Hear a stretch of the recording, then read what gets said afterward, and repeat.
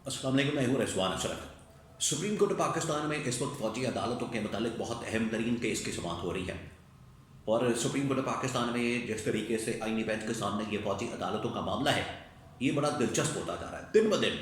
हर गुजरते वक्त के साथ ये मामला बहुत दिलचस्प होता जा रहा है, बड़ा हैरान कुन होता जा रहा है। और यहाँ पर हैरान कुन किस्म का फैसला भी आ सकता है। अब इसके पीछे असल में कहानी क्या है, असल में मामला क्या है, यहाँ से जो रिमार्क्स आ रहे हैं उससे क्या साबित होता है, और एंड पर फैसला किस किस्म का आ सकता है। और इसके पीछे जो दो इसके पीछे जो कॉन्स्पिरेसी थ्योरीज काम कर रही हैं, या इसके पीछे जो प्लान है, प्लान ए और प्लान बी, वो आपके साथ में शेयर करता हूँ। क्योंकि अब ये जो समात है ये इस फेज़ के अंदर आ गई है, इस मरहले के अंदर आ गई है कि यहाँ पर इसके पीछे छुपा हुआ प्लान समझना बड़ा ज़रूरी है कि पीछे असल में मकसद क्या है। ये तो आईनी बेंच बनाया गया था, हुकूमत ने अपनी मर्जी से बनाया था, हुकूमत ने तो अपने फ़ायदे के लिए बनाया था। तो ये हुकूमत के खिलाफ, ये इस्टेब्लिशमेंट के खिलाफ कैसे फैसला कर सकता है।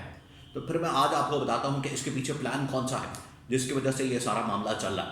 पहले मैं आपको इसके अंदर होने वाली समात, उसके रिमार्क्स, वो थोड़ी सी आपको इन्फॉर्मेशन देता हूँ। फिर उसके बाद इसके पीछे जो प्लान मौजूद है उसके बारे में आगाह करता हूँ, ताकि आपको इस वक्त समझ आ सके कि ये जो पूरा इस वक्त मामला चल रहा है सुप्रीम कोर्ट के अंदर, आईनी बेंच समात कर रहा है फौजी अदालतों के मुतालिक।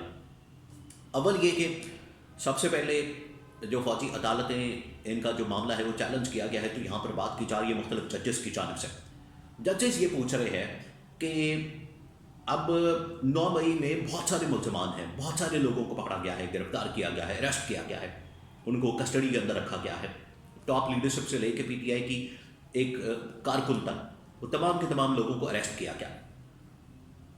अब यहाँ पर जो मिलिट्री कोर्ट से, फौजी अदालतों से जो केसेस या मुकदमात चलाए गए और उनके अंदर सजाएँ अनाउंस की गई, वो तकरीबन 100 के करीब हैं।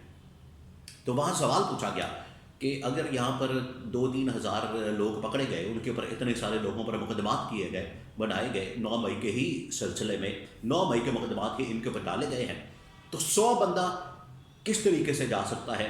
FIR एक है, मुकदमा एक है, उनके ऊपर केसेस एक है। तो ये किस तरह से फैसला कर लिया गया कि 100 बंदों को पकड़ के तो मिलिट्री कोर्ट के अंदर भेज दिया जाए। ये तफरीक कैसे की गई है, ये किस तरह से मामला पेश आया है, या किस तरह से फैसला किया गया है, ये इनके दरमियान किस तरह से फ़र्क किया गया है, पहले ये तो समझाया जाए। जब इस तरह के, अच्छा, ये जो जितने सवालात वहाँ पर किए जा रहे हैं, यही तो असल मसला है कि बाहर किसी भी अदालत के अंदर, ATC कोर्ट के अंदर या सुप्रीम कोर्ट के अंदर, हाई कोर्ट के अंदर, या किसी भी अदालत के अंदर, सिविलियन कोर्ट के अंदर, सिविल अदालत के अंदर, जब ये मुकदमा चलता है, मुकदमा 2 मिनट लगते उड़ जाता है, पहली पेशी के अंदर उड़ जाता है। इसी वजह से इन्होंने पकड़ के तो मिलिट्री कोर्ट के अंदर ट्रांसफ़र किया। वहाँ पर पूछा गया कि ये तफरीक कैसे की जाती है, किस तरीके से इनके दरमियान फ़र्क किया जाता है कि 100 बंदा मिलिट्री कोर्ट के हवाले करके तो वहाँ से सजाएं दिलवा दी, उधर आम माफ़ी भी हो गई, सब कुछ हो गया, तफरीक कैसे की है। फिर पूछा गया कि ATC कोर्ट के अंदर तो मामला चल रहा था, ATC court, anti terrorist court जो है, वहाँ पर अगर मुकदमात चल रहे हैं तो यहाँ से लोग कैसे उधर शिफ्ट हो गए, यहाँ से उन लोगों को बरी कर दिया गया।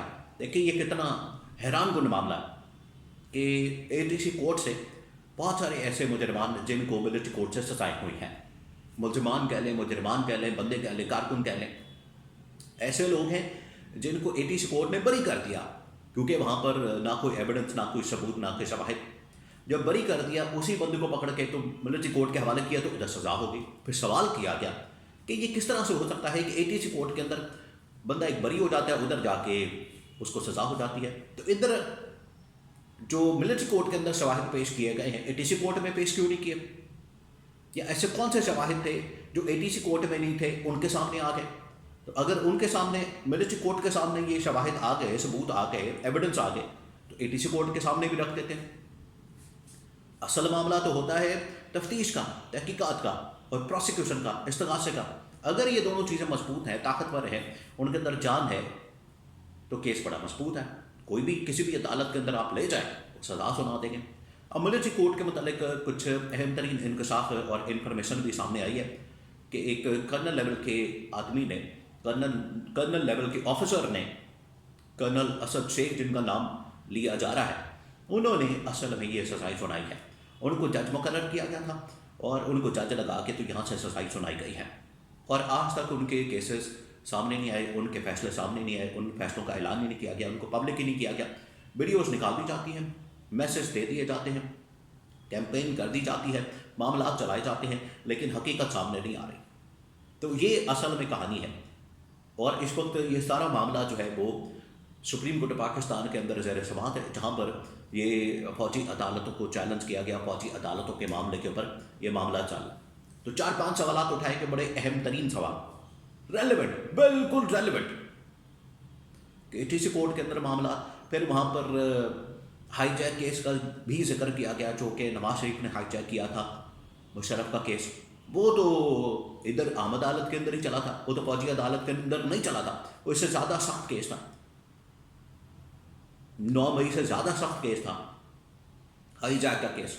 उसमें तो किसी किस्म की सज़ा नहीं दी गई, बल्कि उस केस में फौजी अदालतें तो नहीं बनाई गई, वो तो आम अदालतों के अंदर केस चले, और ये बारों बारी डील करके तो मुल्क से भी भाग गए। इन्होंने तो पकड़ाई भी नहीं दी, इन्होंने तो NRO ले लिया, इन्होंने डील कर ली बारों बारी मुकमका करके, और मुल्क से दौड़ गए। पहले जद्दा गए, उसके बाद लंदन चले गए, तो वो वाला केस नहीं चला। तो बहुत सारे ऐसे सवाल हैं जिनका जवाब अभी तक नहीं आ रहा। फिर जब उनसे पूछा गया कि इनके साथ किस किस्म का ट्रीटमेंट हो रहा है, सलूक कैसा हो रहा है कैदियों के साथ, तो वहाँ पर जो एडिशनल अटॉर्नी जनरल थे उन्होंने कहा कि बड़ा ज़बरदस्त सलूक हो रहा है। तो जस्टिस मुशर्रफ हिलाली ने कहा कि ये आप ऐसे ही हवा में तीर मार रहे हैं कि वाकई में वहाँ पर अच्छा सलूक हो रहा है, क्योंकि आप एडिशनल अटॉर्नी जनरल हैं, तो आपका काम है सपोर्ट करना गवर्नमेंट को, क्योंकि मैं भी रही हूँ गवर्नमेंट के अंदर, और सपोर्ट करना गवर्नमेंट को सपोर्ट करना हमारी मजबूरी होता है। बतौर एडिशनल अटॉर्नी जनरल मैं भी रही हूँ, तो हमें रिपोर्ट दें, वहाँ पर फैक्ट्स बताएं, हक़ाइक़ बताएं, इंडिपेंडेंट रिपोर्ट दें, इंडिपेंडेंट, और पता चले कि वहाँ पर किस किस्म का उनके साथ सलूक हो रहा है कैदियों के साथ, जिनको मिलिट्री कोर्ट से सजाएं मिलने के बाद मुख्तलिफ जेलों के अंदर मुंतकिल किया गया है, उनके बारे में बताया जाए। तो ये तमाम के तमाम सवाल इस वक्त जो आईनी बेंच है वो कर रहा है। अब इसके पीछे मामला क्या, हकीकत क्या है, वो अब मैं आपको बताता हूँ। 2 चीज़ें हैं।